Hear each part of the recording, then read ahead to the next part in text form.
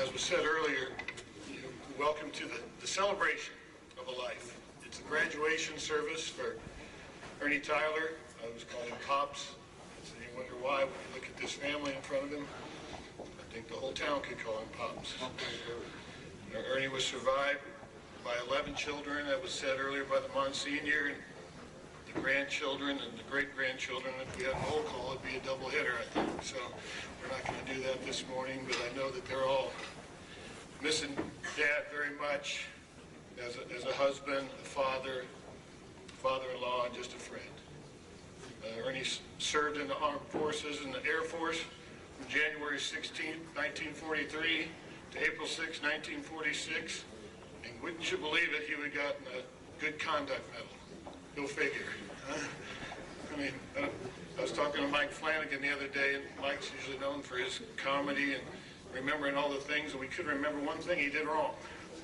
Couldn't remember one time that he tripped and fell, taking the balls out to the umpires.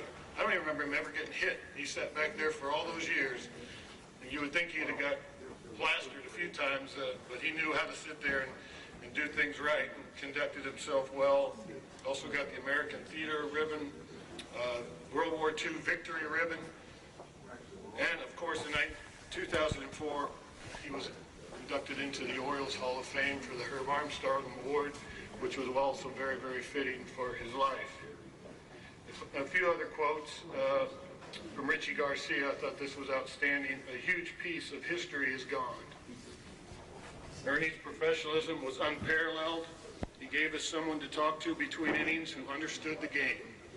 And Ernie definitely understood the game. He understood the ups and the downs, the wins and the losses, and all the frustrations. And Mr. Angelos, for half a century, Ernie Tyler was an integral part of the Orioles organization. Ernie's kindness, loyalty, and commitment to his work and to the Orioles defined who he was both at the ballpark and in his personal life. Ernie will be greatly missed by all who knew him, and on behalf of the club, I extend my condolences to his wife, Julianne, and family. It was said by somebody, I think it was number 22, Jim Palmer, that Mr. T could bring a smile to the ballpark, any room he stepped into. And I got thinking about that. If I had a wife, 11 kids, 27 grandkids, and 6 great-grandkids, there'd be a smile on my face anytime I could get away from them. Much less get to the ballpark. He'd be a happy man just to go get in there. So holy cow, that's a noise.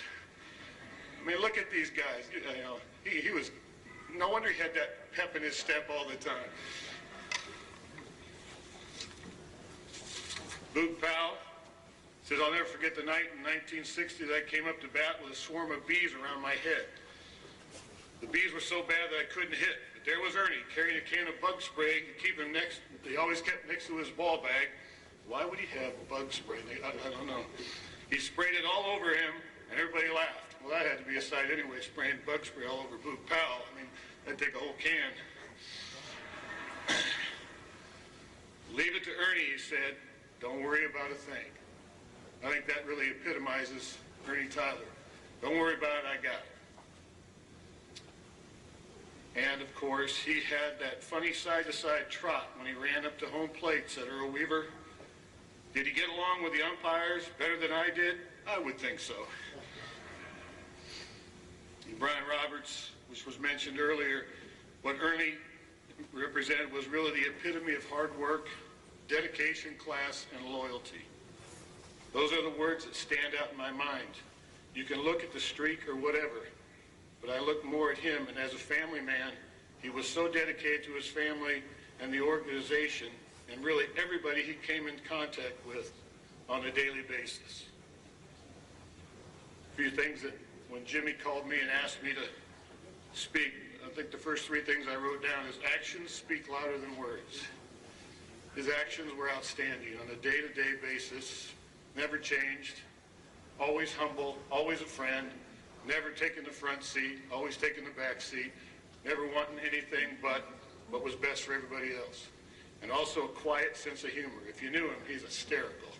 He had the funniest little lines. My wife got to play with him in a golf tournament one day, and she came home laughing the whole night on the things he said. I go, was his golf swing that bad? No, he was just funny, you know, but... and his work ethic. set an example for his whole family. A couple quotes from the kids. Phil said, "I just realized that the pot of gold at the end of the rainbow isn't full of gold at all, it's full of friends." And Ernie's pot is definitely full. He said, "Thank you for all for being so kind, and Dad will continue to fill our hearts and love with love and joy." From Jimmy, "Through this whole ordeal, we have been telling people he's climbing the mountain.